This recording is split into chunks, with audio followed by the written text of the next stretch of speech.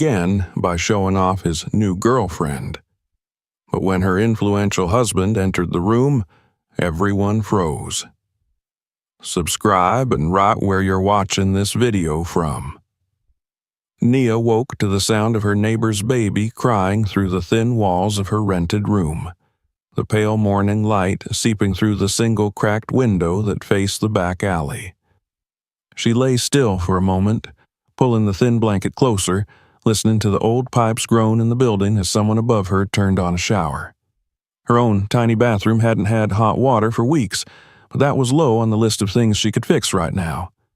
She glanced at the small table where a stack of envelopes sat unopened, the red stamps of overdue payments like silent accusations pressing into her chest. The air smelled faintly of the noodles she had cooked the night before, the last packet in her cupboard, the salty water boiling over as she had stared into it without seeing, her mind playing the same reel of memories she could never quite silence. She rolled over and reached for her phone, a cracked screen lighting up to reveal a string of notifications she ignored. Instead, she opened her gallery and scrolled back to a photo she couldn't delete. Nia and Andrew had a New Year's Eve party, him with his champagne glass raised, his perfect white smile frozen in the flash, his light brown hair styled to precision, his arm around her waist. She remembered how she had felt that night, wearing the red dress she had saved up for months to buy, believing that it meant something that he had brought her to a party filled with people from his world, people who had politely nodded at her, their eyes scanning her clothes, her hair, her skin, judging whether she was enough. And she had believed she was, at least for a moment, until she wasn't. The memory came sharp and clear as it always did. The moment when Andrew had pulled her aside, his breath heavy with the scent of expensive whiskey, his voice cold and detached as he told her, in front of the bathroom mirror with music thumping in the background, that she was holding him back, that she was too simple, too basic, that she would never fit in, that he needed someone who could stand beside him, not someone who would drag him down. And then the laugh, the dismissive, careless laugh as he turned away, straightening his tie as he walked back out to his friends, leaving her there in the cold fluorescent light, staring at herself with mascara smudged beneath her eyes and her chest cracked open with shame so sharp she could barely breathe. Nia pulled herself out of bed and placed her feet on the cold floor, letting the chill ground her back into the present. She had tried so hard after that night to piece herself together, to pretend it hadn't mattered, that Andrew's words hadn't broken something inside her. But it had mattered. It had mattered when she returned to the apartment they had once shared only to find his things gone. And it had mattered when she saw pictures of him on social media with another woman just weeks later, a woman whose hair was golden and whose family name was known in circles Nia could barely imagine. It had mattered when her so-called friends disappeared one by one, unable to choose sides or unwilling to associate with a girl who no longer had the shield of Andrew's privilege around her. She stepped into her small bathroom, brushing her teeth with water that was almost freezing, watching herself in the mirror. The reflection that stared back at her was tired, with shadows under her eyes and a tension in her jaw she couldn't unclench. But there was something else, too, a thin thread of defiance that hadn't broken, no matter how many times she had wanted to give up. She had thought of quitting, of packing a bag and returning to her mother's small house in the town she had left behind, where people whispered about her ambition like it was a disease. But something had kept her here, in this city, in this small room with peeling paint and leaking pipes, fighting for a future she couldn't yet see. The day she lost her job at the legal firm had felt like the final blow. Her supervisor, a man who barely remembered her name, had handed her the envelope without meeting her eyes, mumbling about restructuring and budgets, but she knew the truth. She had seen the way clients looked at her, the way one had asked, "Is she really handling my case?" with a raised eyebrow that said everything. She had walked out of that building with a cardboard box containing her few belongings and a file of half-finished cases, her heart pounding, tears burning at the edges of her vision as she forced herself to keep walking, past the receptionist who wouldn't look at her, past the security guard who held the door open with an uncomfortable nod. That evening, she had sat on her mattress on the floor, the cardboard box beside her, the weight of failure heavy on her chest. She had called her mother, trying to sound casual, but the tears had come anyway, and her mother's tired voice had been soft and sad, telling her to come home, telling her it was okay, that maybe the city wasn't for her. Nia had ended the call with promises she didn't intend to keep, dropping the phone beside her as she curled up, letting the sobs shake through her until there was nothing left but exhaustion. She tried to find another job, anything that would pay the rent, but each interview was the same. The polite smiles, the quick glances at her resume, the empty promises of "we'll be in touch." She ended up taking a job at a small cafe, serving coffee to people who didn't bother to look at her as they ordered, wiping tables while her feet ached and her back screamed from the long hours. Sometimes, customers would leave their trash on the table and look her directly in the eyes as they walked away, as if daring her to complain. She never did. She needed the money, even if it wasn't enough. The breaking point came on a Thursday morning when she found the eviction notice pinned to her door. She sat on the floor with it in her hands, reading it over and over, the words blurring together as the panic set in. She didn't have enough for next month's rent, and the cafe wages were barely enough to cover her food and transport. She felt like she was drowning, like every breath was a fight, like the world was closing in on her, crushing her under the weight of expectations she could never meet. But that day, as she walked home from the cafe, she saw an old woman on the corner trying to sell handmade jewelry on a small table, her hands shaking as she adjusted the necklaces. People walked by without looking, ignoring her completely. Something in Nia made her stop, made her kneel beside the woman and ask if she could help. She took a few pictures of the jewelry with her phone, showing the woman how to post them online, how to write captions that would catch people's attention. She created a simple page for her, helping her list the items with prices, showing her how to answer messages. A week later, as Nia passed by again, the woman's table was surrounded by people, and the old woman looked up at her with tears in her eyes, pressing a small necklace into her hand as thanks. Nia held that necklace all the way home, sitting on her bed and staring at it, realizing that for the first time in months, she had felt useful, like she was capable of something, like she wasn't just failing. That night, she pulled out an old notebook and started writing ideas, scribbling plans for helping other small vendors, listing what she knew about social media, branding, and photography. She stayed up until the sky turned pale, her eyes heavy, her hand cramping, but she didn't stop. She was terrified, but she was also alive in a way she hadn't been in a long time. In the days that followed, she started helping more vendors, refusing payment when they offered, telling them she was practicing, learning. She learned how to write posts that caught attention, how to take photos that made people stop scrolling, how to create small campaigns that helped them sell out their stock in a week. Each time a vendor thanked her, each time she saw the joy on their faces, something inside her stitched back together, slowly, carefully, painfully. It wasn't easy. There were days she doubted herself, days she heard Andrew's voice in her head, telling her she would never be enough, that she would never make it. She would wake in the middle of the night, heart pounding, the fear gripping her so hard she could barely breathe. She would remember the way people had looked at her, the way they had turned away, and she would feel that shame rise up, threatening to swallow her whole.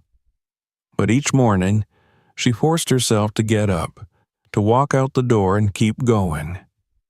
She found strength in the small victories, in the smiles of the people she helped, in the way she was learning, adapting, becoming something more than the girl who had been left behind. She learned to silence the voice in her head, to replace it with her own, stronger voice, telling herself that she was worth it, that she could build something, that she didn't need anyone's permission to become who she was meant to be. One evening, as she sat on the floor, her back against the wall, the small necklace from the old woman in her hand, she looked into the cracked mirror across the room. She saw herself, tired, worn, but alive, with a fire in her eyes that hadn't been there before. She whispered to her reflection, the words barely loud enough to hear, but strong enough to matter. "I will not break." And for the first time in a long time, she believed it. The morning that followed felt different, though Nia couldn't have said exactly why. Maybe it was the way the air smelled, carrying the faint scent of rain against warm concrete, or maybe it was the simple fact that she had woken up before.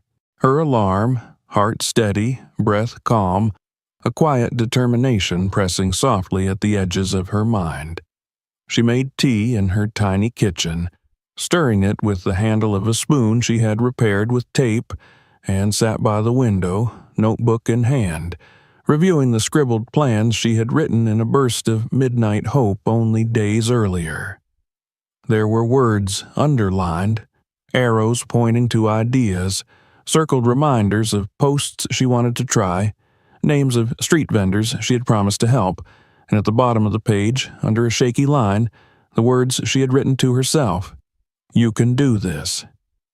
She carried that notebook with her as she walked the streets of the city that morning, the notebook pressing warm against her hip, like a heartbeat that reminded her she was moving forward, even if only by inches. She visited the old woman first, the one who had pressed the necklace into her palm, and found her sitting on a crate beside her table, a tired but bright smile lighting her face when she saw Nia approach. She showed her the small phone she had purchased with the extra money she had made, the notifications from new customers blinking across the screen. Nia felt a flicker of warmth in her chest, a fragile hope that what she was doing mattered. She moved from vendor to vendor that day, offering help to those who wanted it, taking photos of colorful fabrics laid out on cracked pavements, of roasted plantains steaming in the morning air, of woven baskets and beaded jewelry, her hands steady as she held her phone, framing each shot with care. She taught them how to use hashtags, how to write prices, how to describe their goods with pride. Each smile, each grateful nod, each promise of "God bless you," stitched another piece of confidence into the fabric of her spirit. For the first time in a long time, Nia was moving with purpose, no longer drifting through each day, waiting for something to change. But fear was still there, lurking in the moments between, in the quiet that settled over her as she lay on her bed at night, staring up at the cracked ceiling, wondering how long this hope could last. There were bills that needed paying, an eviction date that crept closer, the constant gnaw of hunger when she skipped meals to stretch her wages. The fear whispered to her that this was temporary, that she would fail again, that she was pretending to be someone she was not. The fear wore many faces, and sometimes it sounded like Andrew's voice, reminding her of the night he left, of the way he looked at her with that cold detachment, telling her she would never be enough. She clung to the small victories to silence the fear. She took screenshots of the posts that got the most likes, writing notes in the margins of her notebook about what worked and what didn't. She tested different times to post, different angles for photos, different words to describe the colors of fabrics and the taste of food, learning how to shape stories that would draw people in. She learned, and learning became her rebellion against every whispered doubt. It was, on one of these days, as she was crouched down taking a photo of a woman's handmade leather sandals displayed on a wooden plank, that she felt a shadow fall across her. She looked up, squinting against the sun, and saw a man watching her, his hands in the pockets of tailored trousers, his dark brown skin catching the light as he tilted his head slightly, studying her with an expression that was unreadable. His presence was calm, but it was the kind of calm that came from power, the quiet authority of someone who was used to being listened to without ever having to raise his voice. "Those are good shots," he said, nodding toward her phone. His voice was low, but there was a warmth to it, an ease that made her shoulders relax, even though she didn't know why. She stood, brushing the dust from her knees, feeling suddenly self-conscious in her second-hand jeans and worn sandals. She thanked him, trying to step away, but he extended a hand. "Caleb," he said. She hesitated, then placed her hand in his, the handshake firm but gentle. "Nia," she replied. He asked her what she was doing, why she was taking photos for vendors on the street, and she found herself explaining, the words tumbling out before she could second-guess them, telling him about how it helped people get sales, how it made her feel like she was worth something again, how she wanted to learn and grow. She braced herself for the dismissive smile, the polite nod, the quick escape that people usually made when they realized she had nothing to offer them. But Caleb listened, his dark eyes focused on her, nodding occasionally, not interrupting, letting her speak. When she finished, there was a silence that stretched between them, filled only with the sounds of the street, the honking of distant cars, the calls of vendors advertising their goods. Caleb slipped a card from his pocket and handed it to her. It was simple, embossed with his name, a sleek logo and contact information that made her blink. She recognized the company name, one she had seen on billboards around the city, tied to investment projects and developments she could only dream of entering. He told her that he liked her approach, that the city needed more people who thought the way she did, that if she ever wanted to discuss ways to expand her skills, she should call him. Nia spent the next 3 days with his card tucked inside her notebook, glancing at it every so often as if it might vanish if she looked away for too long.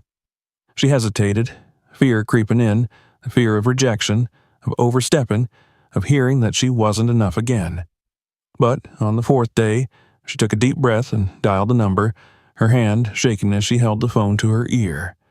Caleb answered on the second ring, his voice warm, remembering her immediately.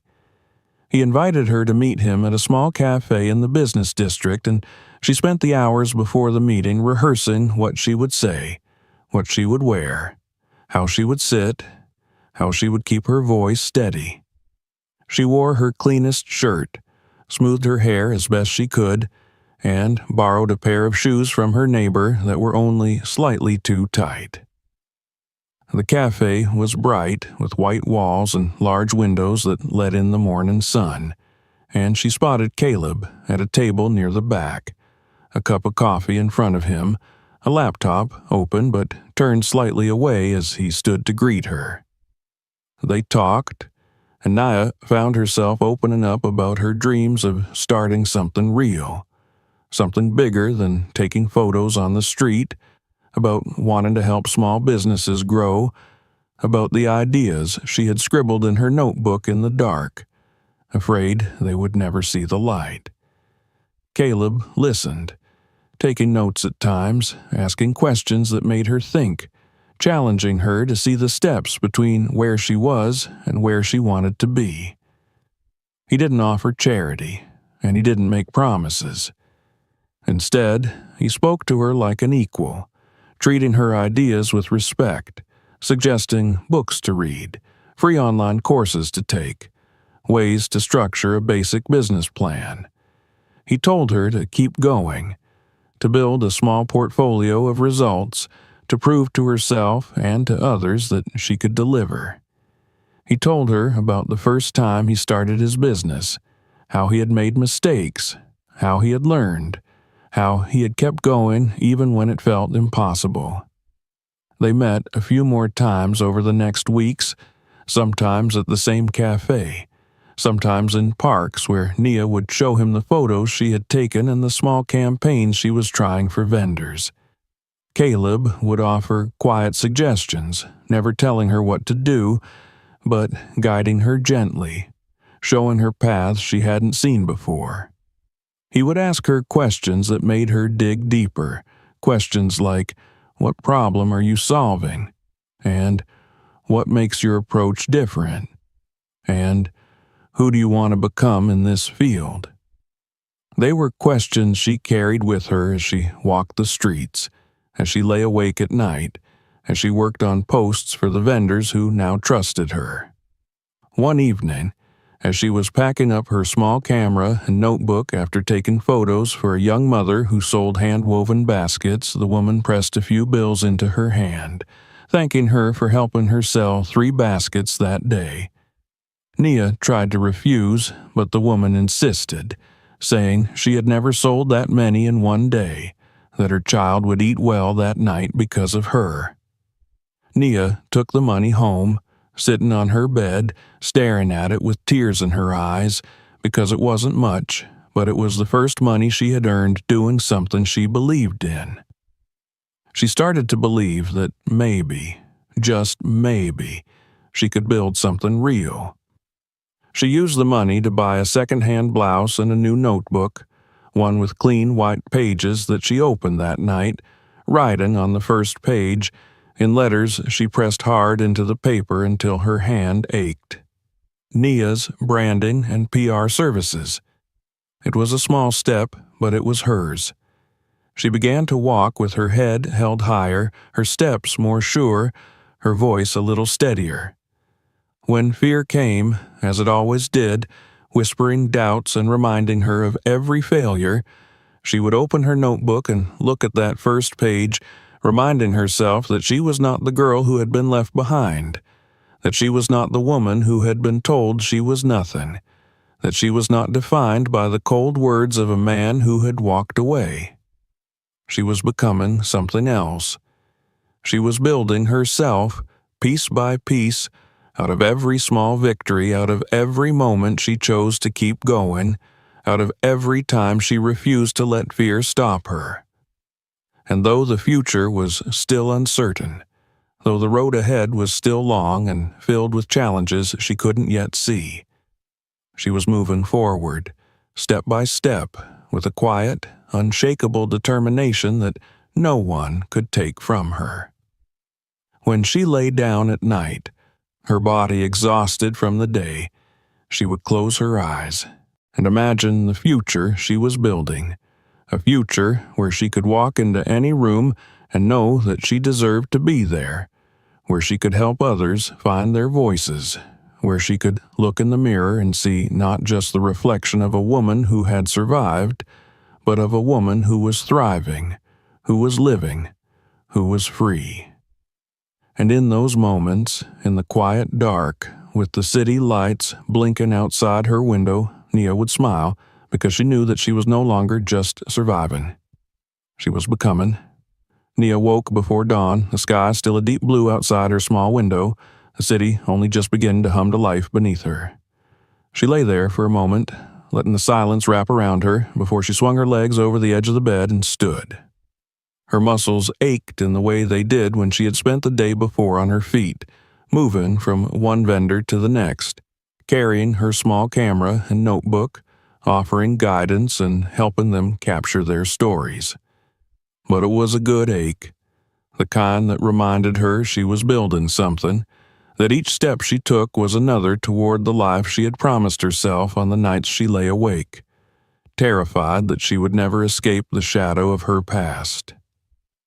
She dressed carefully that morning, pulling on a pressed blouse she had washed the night before, smoothing the fabric over her hips before tying her hair back with a simple band. She stood in front of her cracked mirror, looking into her own eyes, seeing the fear that still lingered there, the quiet whisper that told her she was not enough, that she would fail, that she was pretending to be someone she wasn't. She let herself feel that fear for a moment, let it settle in her chest, and then she took a breath, lifting her chin, and whispered, "Not today." She picked up her notebook, slipping it into her bag, and stepped out into the morning air. Her small branding and PR services had begun to take shape, each day bringing a new client, a new challenge, a new chance to prove to herself that she could do this. She learned how to write captions that drew customers in, how to take photos that made people stop and look, how to create small campaigns that helped her clients sell out their goods in a week. She was careful with the money she made, putting aside every extra coin she could manage, saving for the day she could leave the cafe job behind and focus entirely on the business that was growing under her hands, like a tender plant reaching for the sun. But the challenges came too, fierce and sudden, like storms that shook her resolve. One client, a young man who sold handmade shoes, had promised to pay her after she helped him with a launch campaign. She had spent nights planning his posts, taking photos in the harsh afternoon light, writing captions that told the story of his craft, of the way his father had taught him to stitch leather, of how he dreamed of expanding his small stall into a shop of his own. The campaign was a success, the shoes selling quickly, the orders coming in from customers across the city. But when she approached him for payment, he had shrugged, telling her he didn't have the money, that he would pay her later, that she should be grateful for the exposure. She had walked away from his stall with her hands shaking, rage and humiliation burning in her chest, the fear whispering again that she was nothing, that she was a fool for believing she could build something of her own. She spent the night pacing her small room, tears slipping down her cheeks as she clenched her hands into fists, her notebook lying open on the floor, the words "Nia's Branding and PR Services" staring up at her like a promise she was failing to keep. The next morning, she was sitting on the curb outside the cafe where she worked, her uniform heavy on her shoulders, the exhaustion pulling at her bones, when a shadow fell across her. She looked up to see Caleb standing there, dressed in a simple white shirt and dark slacks, his eyes calm as he looked down at her. She opened her mouth to speak, to explain, to apologize for looking so defeated, but he simply sat down beside her, resting his elbows on his knees, letting the silence settle between them. When she finally spoke, her voice was raw, telling him about the client who refused to pay, about the fear that she was wasting her time, about the doubt that crept in each night when she was alone. Caleb listened, his gaze steady, nodding occasionally, never interrupting. When she finished, he leaned back, looking up at the sky, and told her that every business faced challenges, that the failures were lessons, that what mattered was how she responded, how she chose to keep going.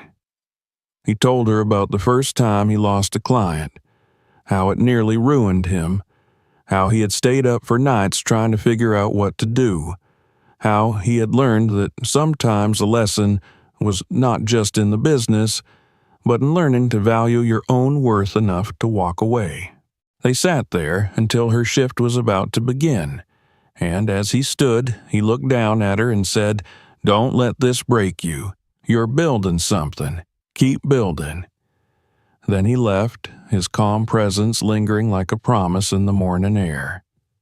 Nia carried those words with her as she returned to work, the cafe bustling with customers who barely looked at her as she took their orders, the coffee burning her hands as she carried the cups to tables, the smell of pastries making her stomach twist with hunger she could not afford to satisfy. She worked her shift, the hours crawling by, her mind repeating Caleb's words, turning them over and over like a stone in her pocket, something solid to hold on to. When her shift ended, she went straight to her small office, a room she rented in an old building that smelled of dust and the faint scent of cooking oil from the restaurant below. It was nothing more than a table, a chair, and a small shelf where she kept her notebooks and a few worn books on branding and marketing. But it was hers. She sat down, pulling out her notebook, flipping to the page where she had written her goals, and added a new line. "I will not work for free again. My work has value." In the weeks that followed, she learned to set boundaries, to write simple agreements even for small jobs, to ask for deposits before she began work. It was uncomfortable at first, the fear of losing clients making her hesitate, but each time she stood firm, she felt a small piece of herself strengthen, the fear loosening its grip, replaced by a quiet confidence that began to settle in her bones. Caleb continued to check in on her, sometimes stopping by her office with a cup of tea, sometimes calling her to ask how her projects were going. Their conversations shifted from business to moments of gentle laughter, stories of their childhoods, dreams for the future. He never pushed, never demanded, always treating her with a respect that felt like sunlight on cold skin.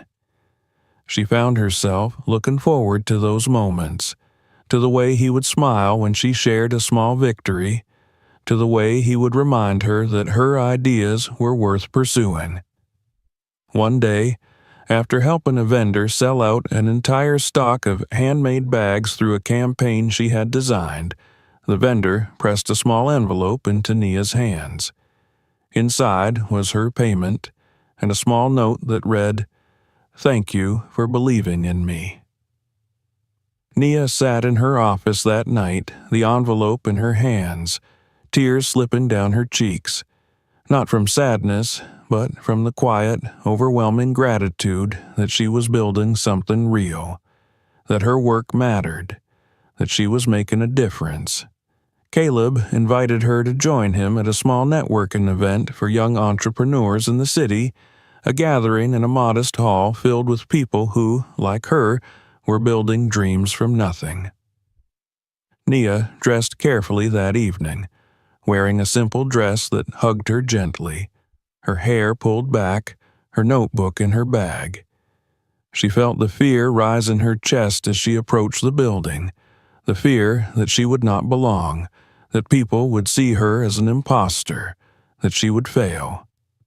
But when she walked in, Caleb was there, his eyes finding hers across the room, his smile steady, grounding her.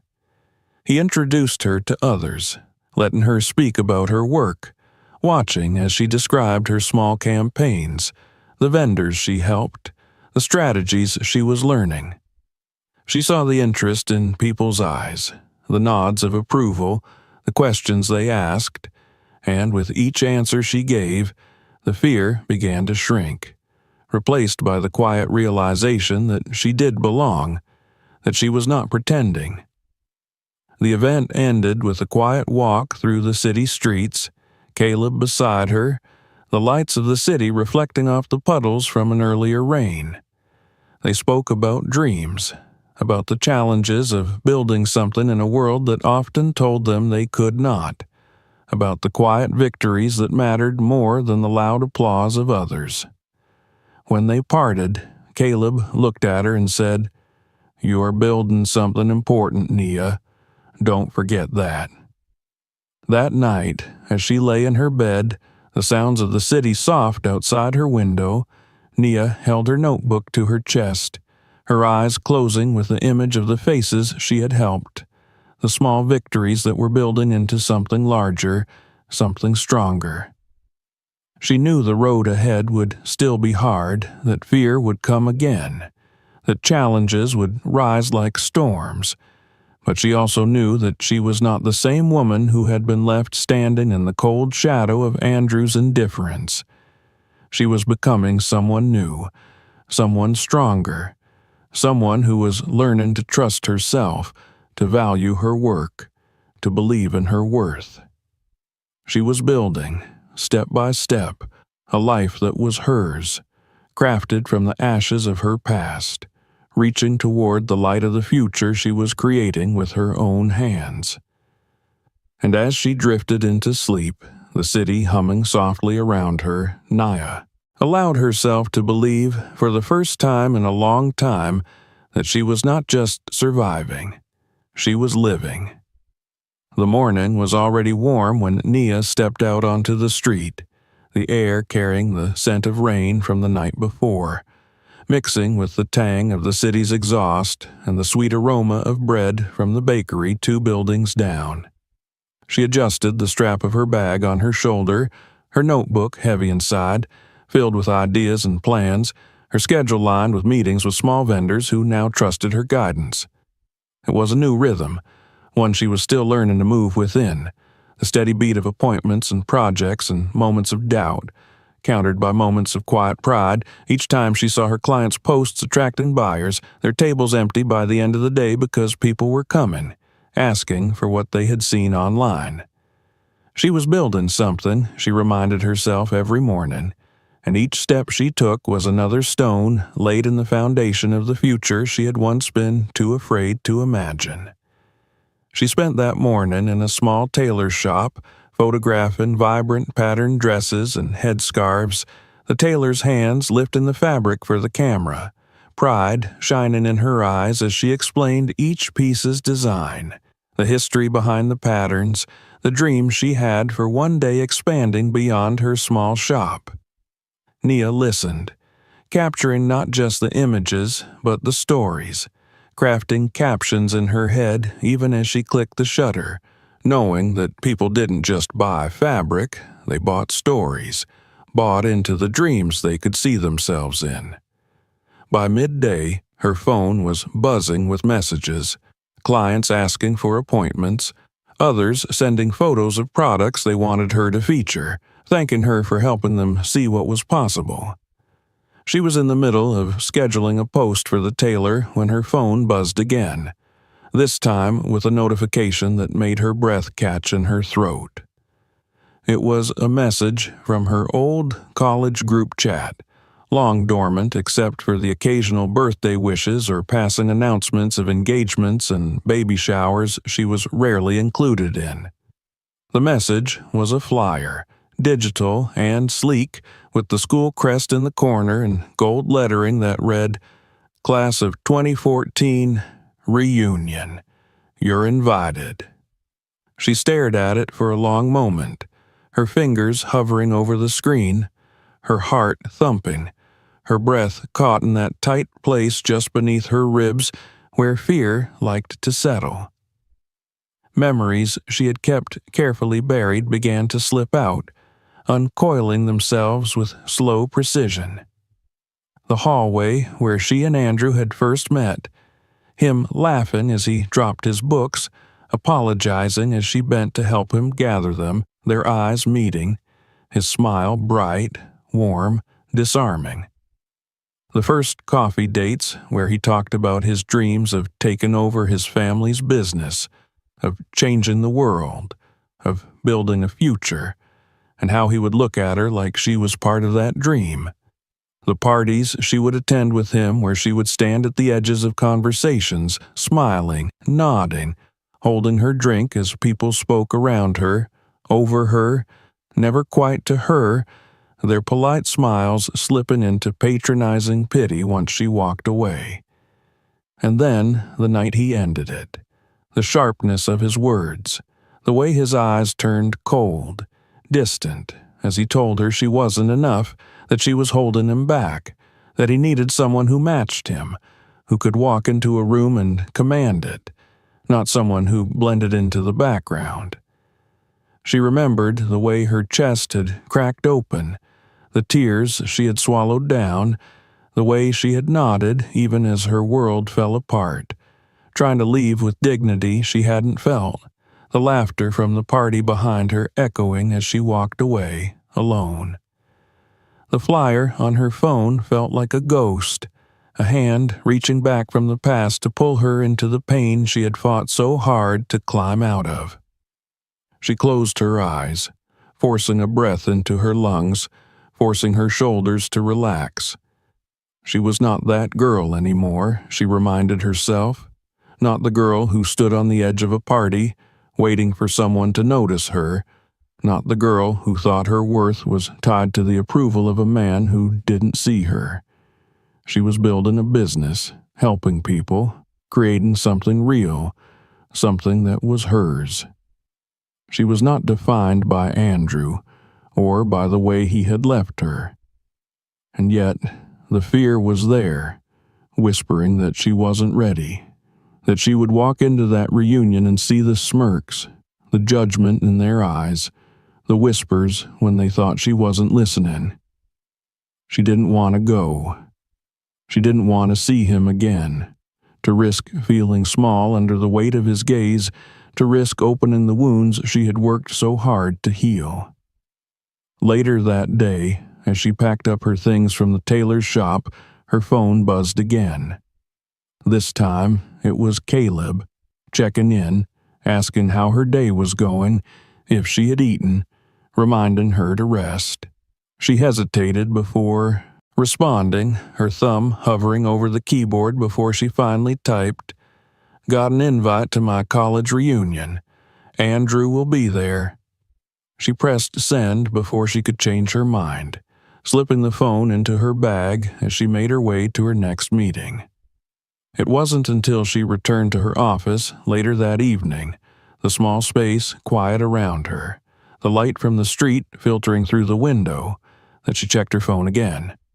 Caleb's reply was simple, but the words carried weight. "You don't have to go, but if you do, remember you're not that girl anymore." She read it over and over, the words sinking into her, reminding her of the truth she was still learning to believe. She set her phone down, pulling out her notebook, flipping through the pages of plans and ideas, of goals she had written, of the small victories she had documented to remind herself on the hard days that she was moving forward. Her eyes landed on the page where she had written, "I will not let fear decide for me." She closed her eyes, resting her hand over those words, letting the promise settle into her bones. She didn't decide that night. Instead, she let herself sit with the fear, acknowledging it, letting it be there without letting it drown her. She went to bed with the question lingering, letting sleep carry it away for the moment. In the days that followed, the reunion slipped into her thoughts at unexpected moments. When she was photographing a vendor's table, when she was helping write a caption for a post, when she was laughing with Caleb over coffee, it would appear, a whisper in the back of her mind. She tried to push it away, focusing on the work in front of her, on the clients she was helping, on the small victories that were beginning to add up to something larger. But at night, when the city quieted and she was alone in her room, it returned, and with it came the fear. Caleb noticed, of course, the way she would drift off during conversations, the way her laughter sometimes didn't reach her eyes. One evening, as they were walking through a small street market, the warm lights casting shadows on the pavement, he paused, turning to her, his eyes searching her face. "You're still thinking about the reunion," he said, and it wasn't a question. She sighed, nodding, wrapping her arms around herself against the evening chill. "I don't want to go," she admitted, the words soft, fragile. "I don't want to see him. I don't want to feel small again." Caleb was quiet for a moment before he spoke. "You don't owe anyone your presence, Nia. You don't have to prove anything to them or to him. You've built something beautiful, something real, and nothing they say or think can take that away from you." She nodded, the truth of his words settling in her, but the fear was still there, a knot she couldn't quite untangle. That night, she lay in bed, staring at the ceiling, the city lights blinking through the window, and let herself imagine what it would be like to walk into that reunion, to see Andrew, to feel his eyes on her, to stand in the place where she had once been left behind. She felt the fear, the anxiety, the old wounds threatening to open. But then she imagined herself standing tall, her chin lifted, her eyes steady. Not for him, not for them, but for herself. She imagined herself walking into that room and knowing deeply that she was not there to prove anything, that she owed no one an explanation, that her worth was not tied to their opinions. She imagined walking out of that room with her head held high, leaving the ghosts of her past behind. The next morning, she opened the message on her phone, clicking the RSVP link with hands that were only slightly shaking, typing her name into the form. She paused, hovering over the Submit button, taking a deep breath before pressing it, the confirmation screen popping up simple and quiet, but it felt like the loudest declaration she had ever made. She set her phone down, closing her eyes, letting the fear wash over her, letting it settle, letting it go. She was going to the reunion. Not for Andrew, not for them, for herself. And she was ready. The days that followed felt like a long inhale that Nia could not release, her mind carrying the weight of the upcoming reunion even as she moved through the rhythm of her daily life. Each morning, she woke before the dawn, stepping into the hush of the city that still slept, preparing posts for her clients, planning campaigns, helping vendors prepare for market days with their new photos and carefully crafted stories. She smiled when she saw the small victories, the comments from customers, the photos of sold-out tables, the messages from women thanking her for giving them hope that their dreams were possible.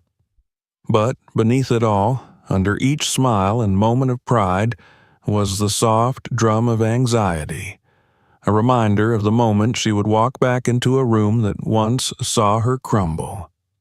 She caught herself drifting during meetings, staring at the edge of her notebook as clients spoke, her mind replaying the memories of college hallways and parties, of Andrew's laughter, of the final conversation where he had left her standing with her pride in tatters. She felt it when she lay in bed at night, the memories slipping through the cracks of her resolve, whispering to her that she was not ready, that she was not enough, that they would see right through the image she was trying to build. The fear of being seen, truly seen, in the place where she had once been so small, pressed against her, threatening to unravel the confidence she had fought so hard to piece together.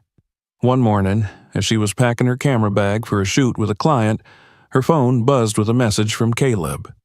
"Coffee later," it read, simple and grounding, the kind of message that reminded her she was not alone in this journey.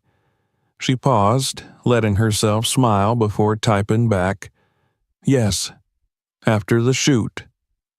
She slipped the phone into her pocket and stepped out into the morning light. The shoot was for a young woman who sold handmade skincare products, her tiny shop filled with the scents of lavender and shea butter, her shelves lined with carefully labeled jars and bottles. Nia moved around the shop, taking photos of the products, capturing the way the light hit the glass, the woman's hands as she prepared a new batch, the pride in her eyes as she spoke about her plans for the future. It was the kind of work that reminded Nia why she was doing this, why she had chosen to build something from nothing, to lift others as she lifted herself. After the shoot, She met Caleb at a quiet cafe, the kind tucked away on a side street with soft music playing and the warm scent of freshly brewed coffee in the air. He was already there when she arrived, a cup of tea waiting for her, his smile steady as she approached. They spoke about her clients, about the small victories, the campaigns that were working, the ones that needed adjusting. He listened as she shared her doubts, her fears, the anxiety that had wrapped itself around her since she had RSVP'd to the reunion. "You're allowed to feel scared," he said, his voice calm, grounding. "But remember, fear doesn't get to decide what you do. You do." She nodded, wrapping her hands around the warmth of her cup, letting the words sink in. "I know," she said softly. I don't want to feel small again." Caleb reached across the table, his hand resting over hers for a brief moment, the contact steady, reassuring. "You're not that girl anymore, Naya. You're not going back to prove something to them. You're going back to prove something to yourself." They spoke of other things after that, letting the conversation drift to lighter topics, to small jokes that made her laugh, to dreams for the future, to the quiet moments of hope that filled the spaces between the fear. When they parted, Caleb hugged her briefly, a promise in the warmth of his arms that she was not alone, that she had built a life that was hers no matter what the past tried to whisper. That evening, Naya returned to her small office, the light from the street casting long shadows on the floor as she sat at her desk, pulling out her notebook. She flipped to the page where she had written her goals, her eyes scanning the words she had pressed into the paper on the nights she had needed to remind herself why she was fighting, why she was building. She added a new line to the bottom of the page. "Walk into that room as the woman I am now." The next day, she visited a local designer whose work she had admired for years, a woman who created dresses that draped around the body like water, that spoke of quiet power and elegance without needing to shout. Nia entered the small boutique, the walls lined with fabrics in deep jewel tones, the air filled with the soft rustle of silk and cotton, her heart thumping in her chest as she explained what she needed. The designer, a woman with kind eyes and quick hands, listened carefully, nodding as Nia spoke about the reunion, about the fear, about the promise she had made to herself. The designer measured her carefully, discussing styles and fabrics, her words steady and confident, reminding Nia that this was not just about a dress, but about the way she chose to walk into the room, about the way she chose to carry herself. When the fit-in day came, Nia stood in front of the mirror, the navy blue dress hugging her frame perfectly, the fabric smooth and soft, the neckline elegant without being loud, the lines of the dress making her feel tall, powerful, grounded. She turned slowly, taking in the reflection, the way her eyes seemed brighter, the way her shoulders sat back, the way she looked like the woman she had fought to become. She felt tears prick at the corners of her eyes, blinking them back as the designer adjusted the hem, nodding with satisfaction. "You look like a woman who knows who she is," the designer said, her voice soft but strong. Nia nodded, her reflection meeting her gaze with a quiet strength. "I feel like it," she replied. She left the boutique with the dress carefully folded in a garment bag, her steps lighter, the weight in her chest loosening with each breath. That evening, as she prepared a simple dinner in her small kitchen, she allowed herself to play music, letting the soft melodies fill the room, swaying slightly as she moved, the garment bag hanging near the door, a reminder of what was coming and of what she was choosing. Caleb called that night, his voice warm through the phone, asking how the fitting had gone, telling her he was proud of her. They spoke for a while, the conversation drifting into laughter, into quiet moments of silence that felt comforting rather than awkward, into small promises of a future neither of them had yet spoken fully about.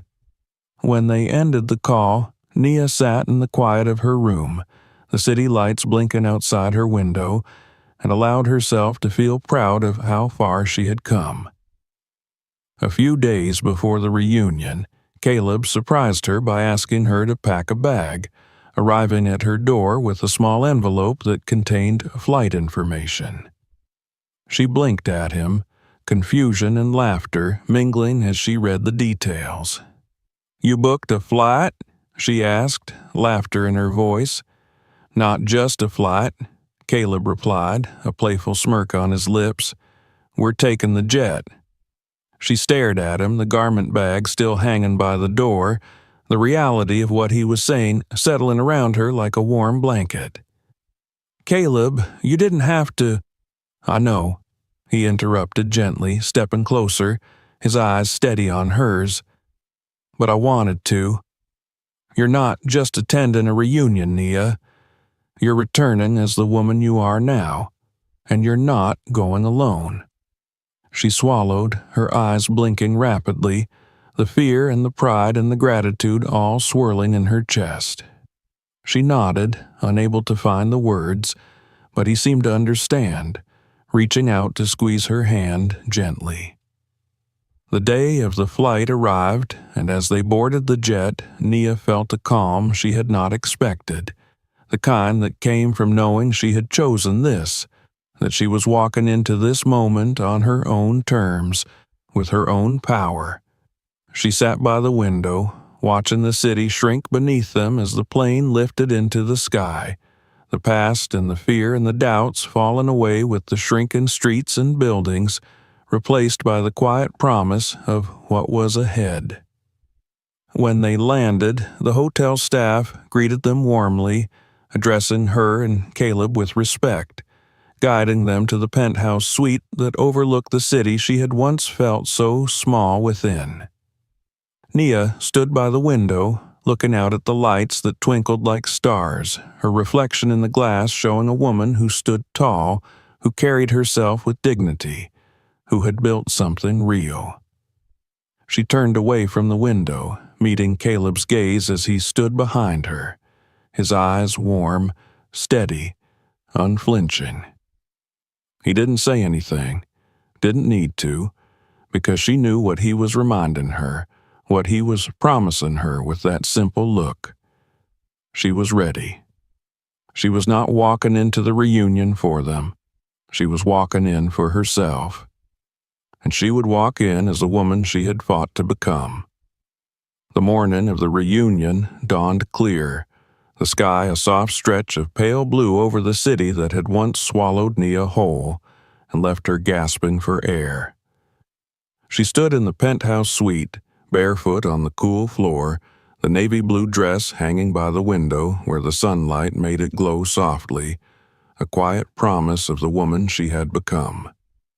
She could see her reflection in the glass, the skyline behind her, and for a moment she allowed herself to stand there, letting the weight of what this day meant settle into her bones. She pressed her hand to her chest, feeling the steady thump of her heart, letting it remind her that she was alive, that she was here, that she was not the woman who had once begged a man to love her, who had once measured her worth by the curve of his smile. Caleb watched her from the doorway, his presence grounding, steady, a reminder that she was not alone, that she had built a life where she was seen, valued, respected. He didn't say anything as she reached for the dress, slipping it over her skin, the fabric cool and smooth, settling around her like armor. She stepped into her heels, lifting her chin, her eyes meeting her own in the reflection with quiet determination. Caleb smiled then, the small warm smile that always made her feel safe, and nodded once as if to say, "You're ready." The ride to the hotel hosting the reunion was quiet, the city rushing past the tinted windows, a blur of colors and light. Nia felt the nerves in her stomach, the flutter of fear that tried to claw its way up her throat. But she closed her eyes, taking slow, deep breaths, reminding herself of every step she had taken to get here, of every moment she had chosen to rise when it would have been easier to stay down. Caleb's hand found hers, his thumb brushing over her knuckles, and she let the warmth of that simple gesture steady her. When they arrived, the hotel staff greeted them by name, ushering them through the grand lobby, the marble floors echoing softly under her heels. She could feel the eyes on them, the way people glanced up, pausing in their conversations, taking in the woman in the navy dress and the man beside her who moved with quiet authority. She kept her head high, her shoulders back, refusing to let the whispers sink into her skin, reminding herself that she was here on her terms. The doors to the ballroom opened, spilling soft jazz music and the hum of laughter and conversation into the hall. The room was filled with clusters of people, old classmates reconnecting, their voices bright with nostalgia, their eyes scanning for familiar faces. Nia felt the air shift as they entered, the conversations pausing, heads turning, eyes widening. She could see the flicker of recognition, the quick whispers, the glances exchanged as people took in the sight of her, standing tall, unflinching, the past hanging between them like a ghost that had lost its power. Andrew was there, of course, standing near the bar with a glass in his hand, laughter on his lips, the same easy confidence that had once drawn her in. He looked older now, the lines around his eyes deeper, the sharpness of his features softened by the years, but the arrogance was still there. The way he held himself as if the room belonged to him. His arm was around a woman, blonde and polished, her laughter high and bright as she leaned into him, her eyes scanning the room with a restless energy. Nia felt the old ache in her chest, the memory of the way it had felt to stand at his side, hoping, always hoping, that she was enough, that she was seen, that she mattered. But the ache passed as quickly as it came, replaced by the steady certainty of who she was now, of what she had built, of the life she had crafted with her own hands, without him, without his approval, without his validation. Caleb's hand pressed gently against the small of her back, guiding her into the room, his presence a quiet shield that allowed her to breathe. They moved through the crowd, people pausing to greet her, to compliment her dress, to ask how she had been, where she was now, what she was doing. She answered calmly, with the quiet confidence of someone who no longer needed to prove herself, who no longer needed to fill the silences with apologies or explanations. The whispers followed her as she moved, the looks of surprise, the quick glances toward Andrew, the murmurs of recognition as people pieced together who she was with, what she had become. She saw the way Andrew's laughter faltered when he noticed her, the way his eyes widened, the way he straightened, his arm dropping from the woman beside him as he watched her approach. She saw the way the woman beside him turned to look, her eyes narrowing slightly as she took in the sight of Nia, the navy dress, the calm composure, the man at her side who carried himself like someone who did not fear rooms like this. Nia did not stop when she passed them, did not let her gaze linger, did not give him the satisfaction of seeing her pause. She moved with grace, with purpose, her eyes forward, her steps steady, her heart beating a quiet rhythm of freedom. She felt Caleb's hand slip into hers as they found a place near the windows, the city lights stretching out beyond the glass, the soft music weaving around them. People approached them, classmates who had once looked past her now smiling warmly, complimenting her, asking about her work. She spoke of her business, of the clients she helped, of the stories she crafted, her voice steady, her words measured, letting them see the woman she had become, letting them understand that she was not here to prove herself, but to stand in the truth of who she was. She caught glimpses of Andrew throughout the evening, the way he watched her when he thought she wasn't looking, the way his eyes followed her as she moved, the tightness in his jaw, the way his smile no longer reached his eyes when people approached him, whispering as they glanced her way. She saw the way the woman beside him, Rena, grew restless, her laughter forced, her eyes sharp as she followed his gaze, as she realized that the woman she had once replaced was no longer the same. At one point, as Nia was speaking with a small group of classmates, she felt a shift in the air, the quiet hush that came when someone approached with intent.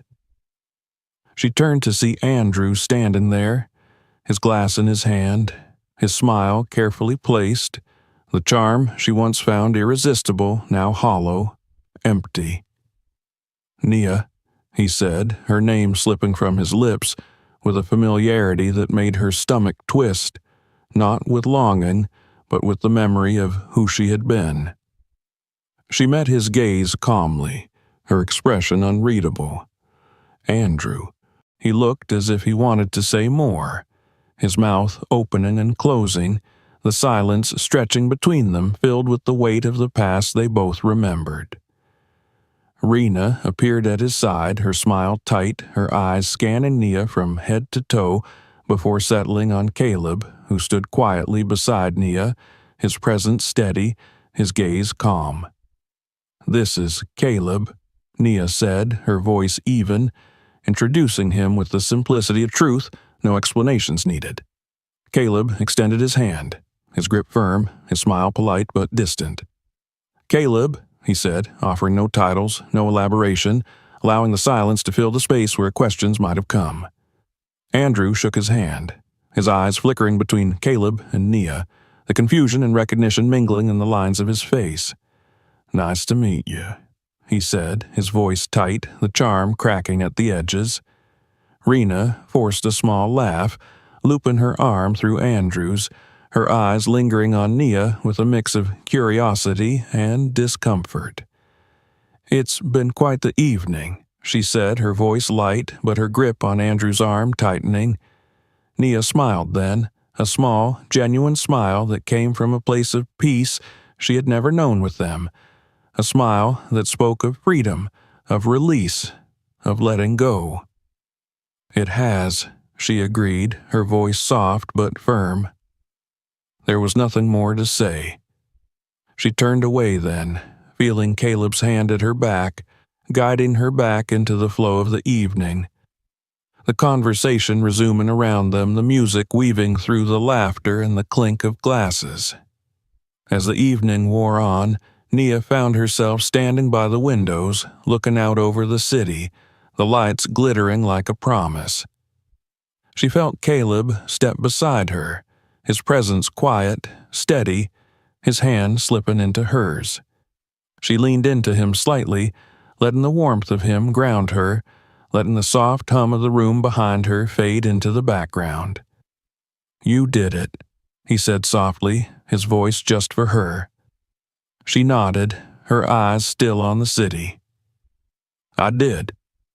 And in that moment, standing there with the past behind her and the future stretched out before her, Nia felt the quiet, profound truth of her journey settle into her bones. She had returned. She had stood in the room that once saw her crumble, and she had walked out whole. The morning after the reunion was quiet, the kind of quiet that settles after a storm has passed, leaving the air clear and sharp with the scent of renewal.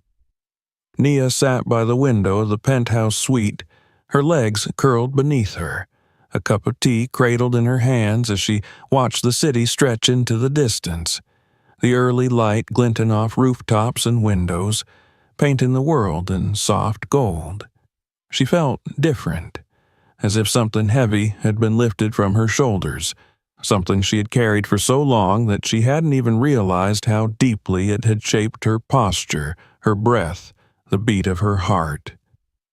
Caleb moved quietly around the suite, gathering their things, his presence calm, grounding, the steady rhythm of him a comfort she had come to rely on without fear. He glanced over at her, offering that small, private smile that always made her feel seen.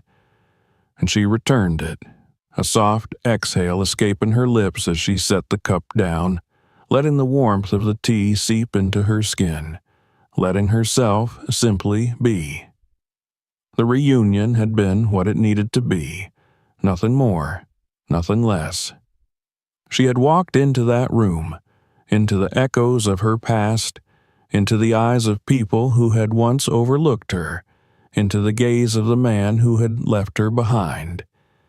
She had walked in not to prove herself, but to show herself that she was no longer that woman, that she no longer lived in the shadow of what they thought she could or could not be.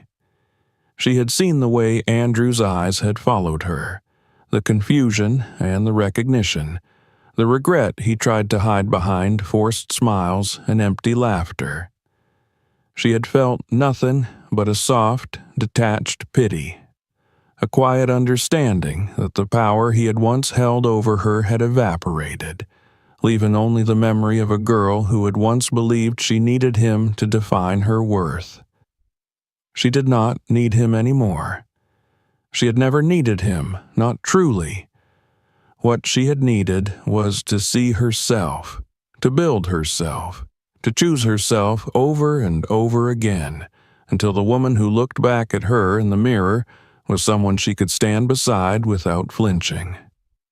They checked out of the hotel quietly, the staff offering polite smiles and soft, "Have a good day, Ma," as they guided them to the car waiting outside.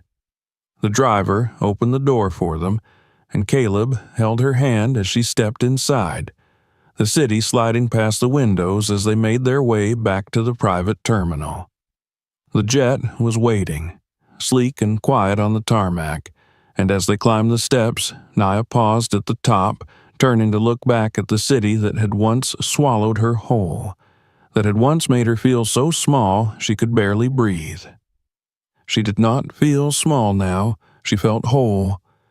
The engines roared to life, and the city fell away beneath them, the skyline shrinking, the streets and buildings blurring into a tapestry of colors and movement. She watched until it disappeared beneath the clouds, the soft cotton of the sky enveloping them, carrying them forward, carrying her forward into the life she had built, into the future she had claimed with her own hands. They landed quietly, the day moving around them as if nothing had changed, as if the world was the same, but inside her, everything had shifted. Caleb held her hand as they walked through the terminal, the warmth of his fingers a steady reminder that she was not alone, that she had chosen a partner who stood beside her, not in front of her, who lifted her without needing to overshadow her light. That evening, she sat in her office, the small space filled with the soft hum of the city outside, the lights casting patterns on the floor as she reviewed her notes for the upcoming week. Her phone buzzed with messages, clients requesting meetings, sending photos of new products, thanking her for helping them grow. Each message was a reminder of the work she had chosen, the work that gave her life meaning, that allowed her to lift others as she continued to rise. A notification popped up on her screen, a message from a women's network she had admired for years, inviting her to speak at their upcoming conference, asking her to share her story, to share the journey of how she had built her business, how she had found her voice.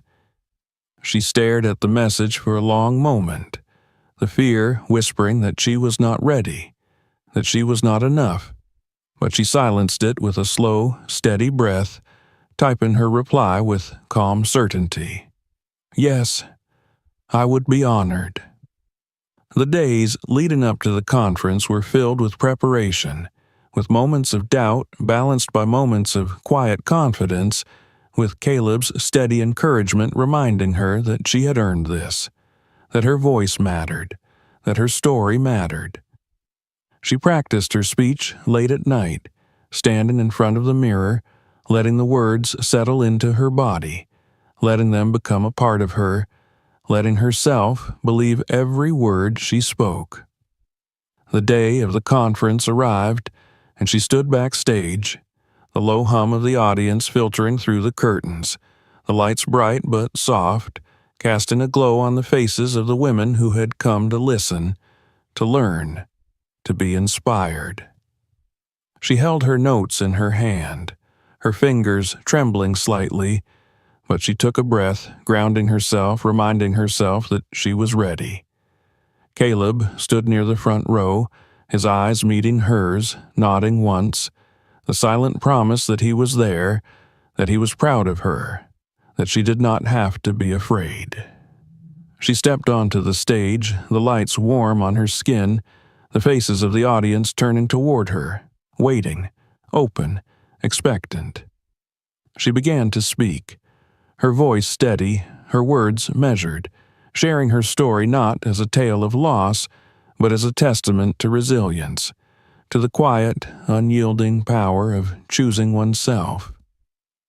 She spoke of the nights she had spent crying in a small rented room, of the days she had spent working jobs that drained her spirit, of the fear that had wrapped itself around her, telling her she was nothing, telling her she would never be enough.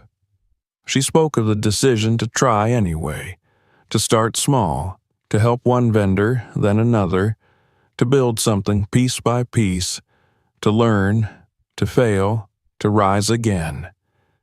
She spoke of standing in the room where she had once been left behind, of looking into the eyes of the man who had once made her feel like she was nothing, and realizing that she no longer needed his validation, that she no longer needed to prove anything to anyone but herself. She spoke of the freedom that came with choosing her own worth, of the power that came with building her own path. The room was silent as she finished, the weight of her words settling over the audience, the quiet hum of hope and recognition filling the space between them. And then, slowly, the applause began. Soft at first, then building, filling the room with the sound of women honoring not just her story, but their own, the sound of voices rising together in a promise that they, too, could choose themselves. Caleb met her at the edge of the stage, his arms wrapping around her, pulling her into a hug that was warm and strong, his whisper in her ear soft but fierce. "You were incredible," he said, and she believed him. That night, as they returned home, as she sat by the window of her small apartment, the city lights blinking in the darkness, she allowed herself to feel the fullness of everything she had built, of everything she had become. She was not the woman she had once been, not the girl who had once stood in the shadow of someone else's light. She was her own light now, and it shone brightly, unwavering, unafraid. She pressed her hand to the glass, looking out at the city that had once tried to break her, and whispered softly to herself, a promise, a truth, a declaration. "I am free." And for the first time in her life, she truly was. If you enjoyed this story, make sure to subscribe for more. Check out our other videos to keep the stories going, and feel free to share them